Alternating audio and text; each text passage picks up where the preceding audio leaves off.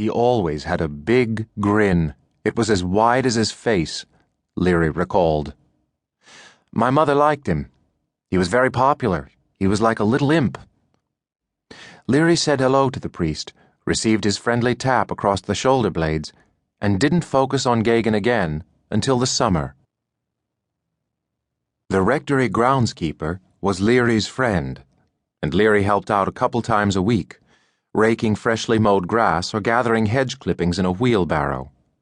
It was taxing work under an August sun, and one afternoon, Geoghegan bounded down the short steps of the rectory, offering a tall, cool glass of lemonade.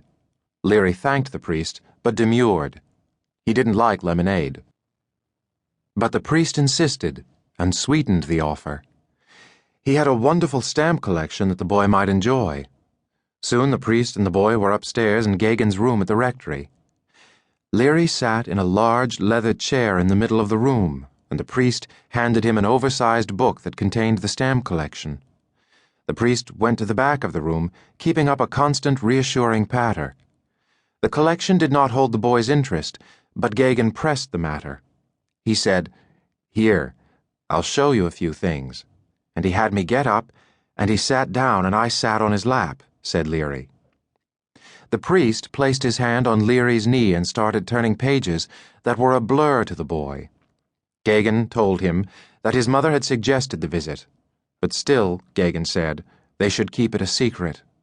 All the while, the priest's hand climbed farther up Leary's leg until it reached under his cotton shorts and beneath his underwear. He was touching me, fondling me. I'm frozen. I didn't know what the hell was going on. He was talking constantly. He said, "Shut the book. Close your eyes. We'll say the Hail Mary." That's what I did. But before the prayer was finished, the boy darted from the room, hurried down the stairs, and found himself shaking behind the church. Within a week or so, it happened again. Leary was sweeping concrete next to the church when Geoghegan walked up, put his arm around the teenager, and told him how special he was. The priest then ushered Leary back into the rectory, where, Leary later said, he saw a scowling nun standing at the foot of the stairs. Geoghegan swept past the nun and directed Leary to the same chair in which the first attack had occurred. The shades were drawn against the summertime brightness. At first, the priest stood behind him, placing his hands on Leary's shoulders. He asked the boy to begin reciting the most familiar prayers of the Catholic faith, the Our Father and the Hail Mary. I'm praying, and I've got my eyes closed, and he moves over to the chair and pulls my pants down one leg, and I couldn't move. I was frozen. He had his shoulder on my chest at this point. He was praying, too, and I was saying prayers following him.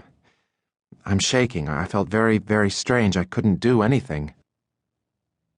Geoghegan moved down the young boy's body and began to perform oral sex on him. I was trying to hold back the tears and keep saying my prayers and keep my eyes closed. I didn't see him do that.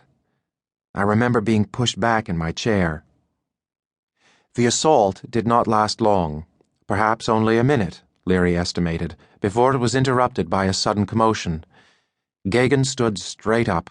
The door flew open, and a priest with longish white hair started yelling at him. "Jack, we told you not to do this up here. What the hell are you doing? Are you nuts?" He was yelling and screaming, and I just remember floating out of that chair. Leary fled to a tree-shaded spot behind the school and tried to regain his composure. He sat for a while in a local cemetery, and when he finally went home, he went directly to his room. He didn't tell anyone about the assault for many years. Geoghegan had been a Catholic priest for a dozen years at the time Leary says Geoghegan sexually assaulted him. As he moved through parishes in and around Boston, from the edges of the city to the Tony suburbs beyond, he was known as Father Jack to the people in the pews. He baptized their babies. He celebrated their weddings. He prayed over their dead, sprinkling the caskets with holy water. On Saturday afternoons, he sat in the dark and, from behind a screen, listened to their sins and meted out their penance. On Sunday mornings, he delivered the Word of God to them. For faithful Catholic mothers,